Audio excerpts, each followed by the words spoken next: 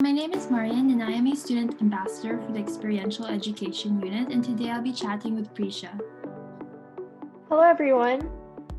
So Prisha, which remote experiential learning course did you participate in?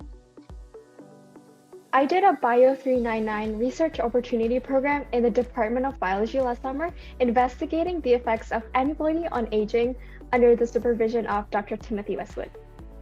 How would you describe your experience and what was your best accomplishment or takeaway?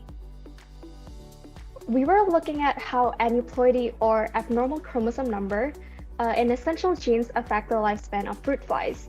So we know that research has a lot of components, starting from the question, the hypothesis, the design of the experiment, the data collection, and also interpretation.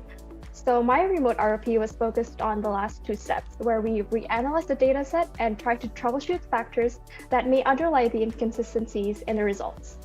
And the main activities that I did was conducting literature reviews, researching databases, statistical analysis, writing reports, and also giving oral presentations.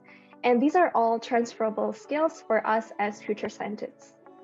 So do you have any advice for students who are considering enrolling in a remote EL course? Yeah, for sure. Don't hesitate to apply. The amazing AEU team has made it possible for us to conduct experiential learning online. And whatever the format is, there's a lot of valuable skills that we can learn and apply in our own careers. So RP definitely jumpstarted my career, allowing me to apply classroom knowledge with hands-on experience. So if you're confused to where to start to find experiences related to the field, I would definitely recommend the RP program.